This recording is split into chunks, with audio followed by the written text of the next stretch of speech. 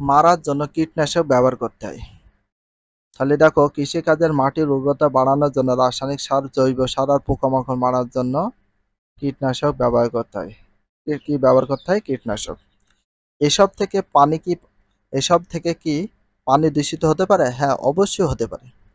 বৃষ্টি হলে অথবা বন্যার সময় কৃষি জমি প্লাবিত হলে কৃষি জমিতে ব্যবহার করা রাসায়নিক আর জৈব সার এবং কীটনাশক বৃষ্টি বা বন্যার পানিতে মিশে পানিকে দূষিত করে। হ্যাঁ, করে। মনে করো যখন বন্যা শুরু হয় বা বৃষ্টি হয়, তখন কি হয়? বন্যার সময় বা বৃষ্টির সময় কৃষি জমিতে যেসব সার দেওয়া হয়, কীটনাশক ব্যবহার করা হয়, রাসায়নিক সার, জৈব সার, কীটনাশক, এগুলো কি হয়? বন্যার পানি বা বৃষ্টির পানির সাথে মিশে সেটা পানিকে দূষিত করে। এভাবে পানি দূষিত হয় বিভিন্নভাবে।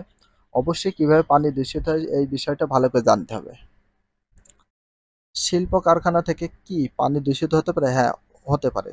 নদ নদীর পানি দূষণের সবচেয়ে বড় একটি কারণ হলো শিল্প কারখানার সৃষ্ট বর্জ্য। নদ নদী পানি দূষণের সবচেয়ে বড় একটি কারণ হলো শিল্প কারখানার সৃষ্ট বর্জ্য। এটা ভেরি ভেরি ইম্পর্টেন্ট। একটা প্রশ্ন দেখো, নদ নদী পানি দূষণের সবচেয়ে বড় একটি কারণ কি? শিল্প কারখানায় সৃষ্ট বর্জ্য। শিল্প কারখানায় সৃষ্ট বর্জ্য। নদ নদী পানি দূষণের নদ নদীর পানি দূষণের সবচেয়ে বড় কারণ হলো কি? শিল্প কারখানায় সৃষ্ট বর্জ্য। তোমরা কি কেউ বুড়িগঙ্গা নদীতে গিয়েছো? গেলে দেখবে এর পানিতে দুর্গন্ধ এবং এর রং কুচকুচে কালো।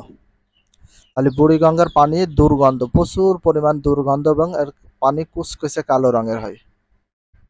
এর কারণ হলো বুড়িগঙ্গা নদীর তীরে এক সময় গড়ে উঠেছে বাংলাদেশের অন্যতম রপ্তানি দ্রব্য চামড়া তৈরি কারখানা। তাহলে বুড়িগঙ্গা নদীর তীরে এক সময় গড়ে উঠেছে বাংলাদেশের অন্যতম রপ্তানি দ্রব্য চামড়া তৈরি কারখানা। এই চামড়ার কারখানা থেকে প্রচুর বর্জ্য বুড়িগঙ্গা নদীতে গিয়ে পড়ার ফলে এই পানি দূষিত হয়।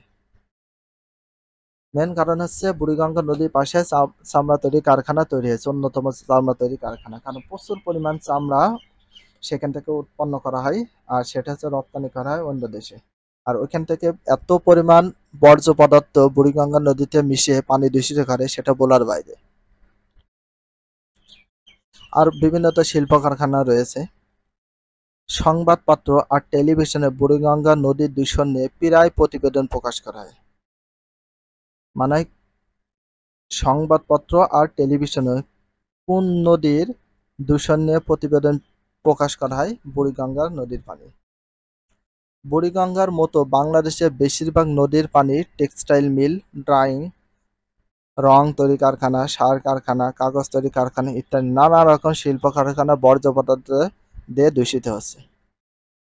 বুড়িগঙ্গার মতো বাংলাদেশের বেশিরভাগ নদ নদীর পানি টেক্সটাইল মিল আছে, ডাইং আছে, রং তৈরি কারখানা আছে, সার কারখানা আছে, কাগজ তৈরি কারখানা আছে, নানা রকম শিল্প কারখানা বর্জ্য দিয়ে পানি দূষিত হচ্ছে। নৌকা, লঞ্চ, স্টিমার বা জাহাজ থেকে ফেলা মলমূত্র আর তেল জাতীয় পদার্থের মাধ্যমে নদ নদী আর সমুদ্রের পানি দূষিত হয়। নৌকা আছে, লঞ্চ আছে, স্টিমার আছে বা জাহাজ থেকে ফেলা যত মলমূত্র বা তেল জাতীয় পদার্থের মাধ্যমে নদ নদী আর সমুদ্রের পানি কি আছে? দূষিত আছে। কত কারণে সমুদ্রের পানি দূষিত আছে সেটা তো বুঝতে পারছো, দেখতে পাচ্ছ। নদীর ভাঙন, ঝড় তুফান দিয়ে মাটি, ধূলিকণা, অন্যান্য পদার্থ পানিতে মিশে পানিকে দূষিত করে। নদীর ভাঙনের কারণে পানি দূষিত হয়। ঝড় তুফান দিয়ে মাটি অথবা ধূলিকণা বা অন্যান্য পদার্থ মিশে দিয়ে পানিকে কি করে ফেলছে? দূষিত করছে। পরীক্ষাগার থেকে পরিত্যক্ত পানি যেখানে অ্যাসিড, ক্ষার সহ নানা রকম রাসায়নিক পদার্থ থাকে। পরীক্ষাগার থেকে পরিত্যক্ত পানি থাকে, আর যেখানে অ্যাসিড থাকে, ক্ষার সহ নানা রকম রাসায়নিক পদার্থ থাকে, সেগুলো পানিকে দূষিত করে। রাসায়নিক পদার্থ যেমন আর্সেনিক দিয়ে ভূগর্ভের পানি দূষণের কথা এখন আমাদের সবারই জানা। 2.5.1 উদ্ভিদ, প্রাণী এবং মানুষের উপর পানি দূষণের প্রভাব রয়েছে।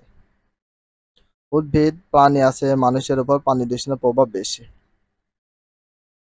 দেখো, নদ নদী, ডোবা পুকুর, খাল বিল এবং ভূগর্ভের উৎসের পানি দূষিত হলে সেটি উদ্ভিদ, প্রাণী আর মানুষের উপর নানা রকম ক্ষতিকর প্রভাব ফেলতে পারে। নদ নদীর পানি দূষিত হলে মানুষ এইসব প্রাণীর উপর প্রভাব পড়ে। ডোবা পুকুর, খাল বিল, ভূগর্ভের উৎসের পানি দূষিত হলে সেটি উদ্ভিদ, প্রাণী আর মানুষের ওপর নানা রকম ক্ষতিকর প্রভাব পড়তে পারে। এমনকি কখনো কখনো সেগুলো মারাত্মক আকার ধারণ করতে পারে। পানি দূষণের এই সকল ক্ষতিকর দিকগুলো এবার তাহলে একটুখানি দেখে নেওয়া যাক। তোমরা কি জানো টাইফয়েড, কলেরা, আমাশয়, সংক্রামক, হেপাটাইটিস বি এসবই পানিবাহিত রোগ। তাহলে পানিবাহিত রোগের ভিতর কি কি আছে মেমোরাইজ করে ফেলবা। পানিবাহিত রোগের ভিতর আছে টাইফয়েড আছে, কলেরা আছে, আমাশয় আছে, সংক্রামক হেপাটাইটিস বি আছে। এই 4 ধরনের রোগ সেটা সম্পূর্ণ কি বাহিত রোগ, পানিবাহিত রোগ। পানিবাহিত রোগের ভিতর কি কি আছে টাইফয়েড, কলেরা, আমাশয়, সংক্রামক, হেপাটাইটিস। টাইফয়েড, কলেরা, আমাশয়, সংক্রামক, হেপাটাইটিস রোগ কি বাহিত রোগ, পানিবাহিত রোগ, পানি থেকে হয়। হ্যাঁ, এ সকল জীবন ধ্বংসকারী রোগ সহ অনেক রোগ পানির মাধ্যমে ছড়ায়। এমনকি সতর্ক না হলে এই রোগগুলো মহামারী আকারও ধারণ করতে পারে। এসব রোগের জীবাণু নানাভাবে পানিতে প্রবেশ করে, বিশেষ করে মলমূত্র, পচা জিনিস দিয়ে সহজেই এটা ঘটে। বিশেষ করে মলমূত্র, পচা জিনিস দিয়ে এসব রোগের নানাভাবে পানিতে প্রবেশ করে। তাহলে এসব জীবাণু নানাভাবে পানিতে প্রবেশ করে কিভাবে?